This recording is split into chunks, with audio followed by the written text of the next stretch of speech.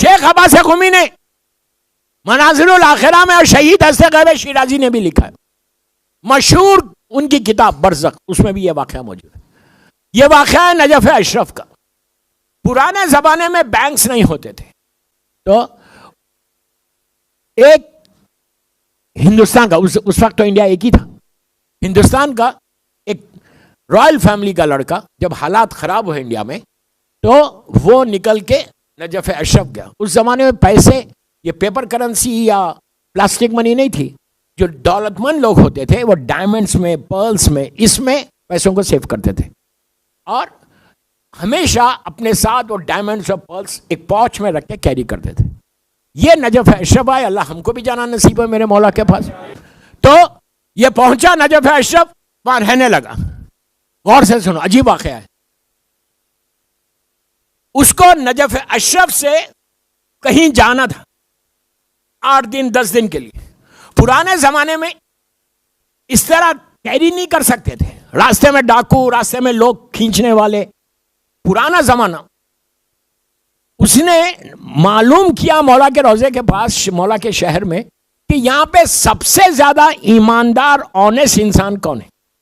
تو پتہ چلا باب قبلہ جو مولا کا روضہ ہے، روضے کا جو دروازہ، ایک باب قبلہ، ایک باب توسی ہے، باب قبلہ ہے، باب مسلم ابن عقیل ہے، کئی روضوں کے وہ ہے۔ تو وہاں پہ باب قبلہ کے سامنے ایک کیمسٹ، ایک میڈیکل شاپ اس زمانے کی جو بھی تھی، جڑی بوٹیوں سے جو بناتا تھا، وہ اس کے بارے میں لوگوں نے کہا یہ بہت آنیسٹ ہے، لوگ اس کے پاس امانتیں رکھواتے ہیں۔ یہ ان کے پاس گیا، بہت شارٹ کر رہا میں واقعے کو، گیا اور جا کر اس نے اپنا یہ پورا پاؤچ جو ڈائمنڈز، پرلز، جو پوری اس کی زندگی کا اثاثہ ہے، پوری سیونگ ہے، رکھا کے کہا کہ میں 8 دن کے لیے جا رہا ہوں، کیا آپ یہ رکھ سکتے؟ اس نے کہا ضرور رکھ لیں۔ یہ چلا گیا کام، بڑی، لیکن بیک آف ہز مائنڈ بڑا وہ تھا کہ کیا ہوگا کیا ہوگا کیا ہوگا۔ اس نے یہ پھر واپس آیا 8 دن کے بعد، سیدھا مولا کے روضے پہ جانے سے پہلے اس کیمسٹ کے پاس گیا اور جا کے کہا کہ میں نے آپ کے پاس ایک پاؤچ رکھایا تھا، یہ انڈیا سے آیا تھا، اور can you give me back? اس نے ایسا دیکھا، یہ کہا کون سا پاؤچ؟ اس کے پیروں کے نیچے سے زمین نکل گئی۔ کہا کون سا پاؤچ؟ کب رکھوایا تھا؟ اچھا یہ وہاں کا تو رہنے والا نہیں، ہندی ہے۔ لوگ سب جمع ہو گئے، لوگوں نے اسی کو کہا کہ یہ تو اتنا ایماندار ہے، تو اس پہ تہمت لگا رہا، تو نے رکھایا کب؟ یہ کبھی جھوٹ نہیں بول سکتا۔ دیکھو پیسے سے نیت کیسے بدلتی ہے۔ اس نے کہا نہیں آپ نے تو دیا ہی نہیں۔ ابھی رونے پیٹنے لگا، لوگوں نے دھکے مار کے نکالا۔ یہ سیدھا مولا کے پاس چلا گیا، کہا مولا میں آپ کے شہر میں آپ کا زائر ہوں، کیسا کریم ہے میرا مولا، کیسا کریم ہے میرا مولا۔ کہا مولا میں تو آپ کا مہمان ہوں، میں تو آپ کا زائر ہوں، میں تو آپ کا مہمان ہوں، مولا میں تو لٹ گیا، میں رہوں گا کیسے، میرے پاس ایک پیسہ نہیں ہے۔ کہتا ہے کہ روتا رہا، ہلکی سی قنوتگی آئی، میرے مولا خواب میں آئے۔ خواب میں کیا؟ مولا آئے سامنے، آ کے کہا کہ اے میرے زائر گھبراتا کیوں ہے؟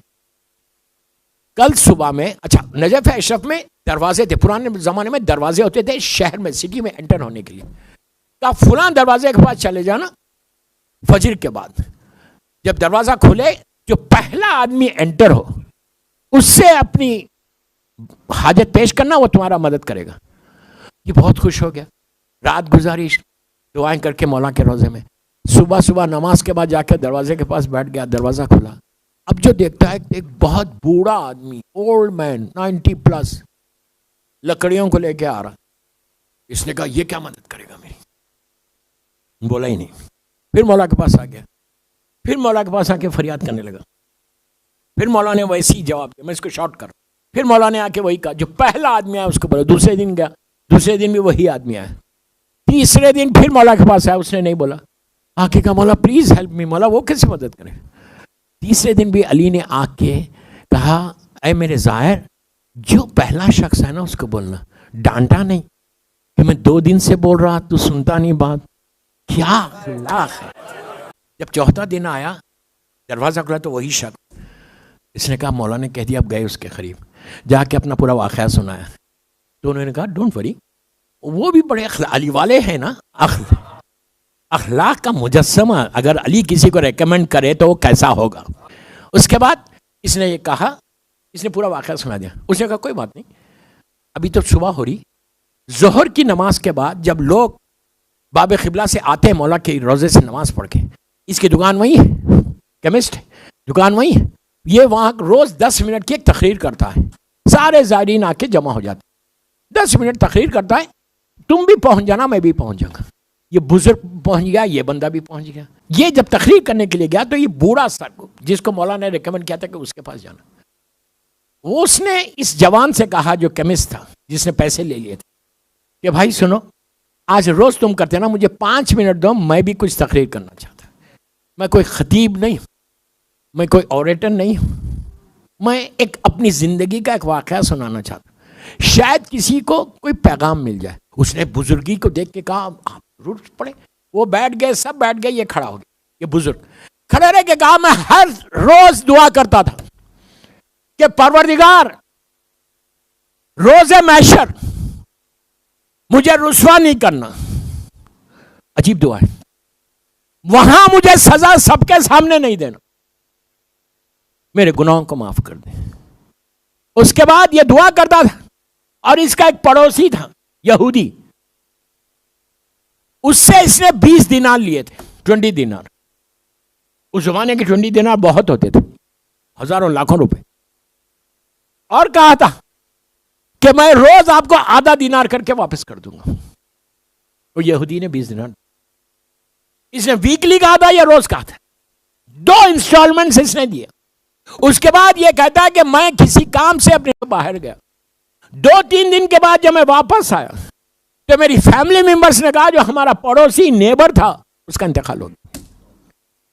یہ گیا پرسے کے لیے, بیٹے تھے, بیٹوں نے کچھ نہیں کہا کہ آپ نے بابا سے پیسے لیے تھے آپ واپس کر دیں. ہو سکتا بیٹوں کو نہیں معلوم تھا. اس نے کہا چلو بڑا اچھا چانس ہے, یہودی ہے, ہم بھی کرتے ایسا. آپ نہیں کرتے جی, کہ میں آپ کو کوئی غلط نہیں سمجھ رہا, میں آپ لوگوں کے لیے نہیں پڑھ رہا. تو اس نے کیا کیا, آ گیا, زندگی گزر گئی. خواب میں ایک دن دیکھتا ہے, وہ کہتا ہے میں نے خواب میں دیکھا کہ روز محشر ہے اور میرا مولا میزان کے پاس ہے. مجھے مولا نے چٹ دے دی, بہت اس کو بالکل شارٹ کر دیا, میں ختم ہو رہا واقعہ. میزان کے پاس کھڑے ہوئے ہیں, مجھے انہوں نے پرچہ دیا, اب میں پل صراط پہ چڑھ رہا. وہ صراط کے اوپر 7 چیک پوسٹ ہے, چوکی جس کو اردو میں بولتے ہیں, جہاں چیکنگ ہوں گی تمہاری. پہلی چیک پوسٹ پہ مولا کی ولایت ہے, آخری چیک پوسٹ کس کا ہے معلوم؟ یہ کہتا ہے میں نے خواب میں دیکھا کہ میں سارے چیک پوسٹ کو کراس کر کے بالکل جنت کے دروازے کے پاس پہنچ رہا ہوں. میرا صراط اینڈ ہو رہا, میرا صراط اینڈ ہو رہا, اینڈ ہو رہا, اینڈ ہو رہا. لاسٹ چیک پوسٹ تک پہنچ گیا. جیسے ہی پہنچا, فرشتے میرے ساتھ ہیں, نیچے جہنم میں سے ایک شعلہ اٹھا, اٹھ کے میرے سامنے آیا. میں نے دیکھا ایک جلا ہوا آدمی, بے انتہا جلا ہوا, صورت پہچانی نہیں جا رہی. وہ میرے سامنے آیا اور آ کے کہنے لگا کہ اے شخص تو جانتا ہے مجھے؟ اس نے کہا میں نہیں جانتا تجھے. تو کون ہے؟ کہا میں وہی یہودی ہوں جو تیرا پڑوسی تھا, جس سے تو نے پیسے لیے تھے اور ادا نہیں کیے. 19 دینار تجھے دینا ہے. اس نے کہا یہاں کیا کرو گے؟ یہاں میرے پاس پیسے کہاں ہیں؟ تو جہنمی, تو جہنم میں جا, میں تو جنتی ہوں, میں جنت میں جا رہا. اس نے کہا نہیں, اللہ نے یہ چوکی بنائی ہے حق ادا کرنے کے لیے. تو اس شخص نے کہا کہ یہاں میں کیسے دے سکتا, وہ تو دنیا میں تھا, یہاں کہاں سے لاؤں 19 دینار؟ اس نے کہا تیرا جسم جنتی ہے, میں جہنم میں جل رہا. میں اپنی ایک انگلی, بعض روایتوں میں ایک انگلی ہے, بعض روایتوں میں ہاتھ ہے, رکھوں گا, تھوڑی راحت ہوگی مجھے, تھوڑی دیر رکھنے دے. اس نے کہا ٹھیک ہے رکھ لو. یہ کہتا ہے کہ اس نے رکھا, میں چیخ مار کے خواب سے اٹھ گیا. اب جو میں نے سینے کو دیکھا, چلا, اس نے اپنی خمیز کو اٹھا کے اپنے سینے کا زخم بتایا, مجمع سے کہا سنو, صرف 19 دینار تھے, اگر تم نے کسی کا حق لیا ہے تو واپس کر دو. کبھی کسی کے پیسے کسی کا مال لے کے گھر میں بیٹھ مت جاؤ. لوگ رونے لگے, وہ کیمسٹ بھی رونے لگا, سب رونے لگے. یہ نکل کے چلا گیا. کیمسٹ نے اس کو اندر بلایا, بلا کے کہا بھائی تیرے ڈائمنڈس لے لے, تیرا پاؤچ لے لے, مجھے معاف کر دے.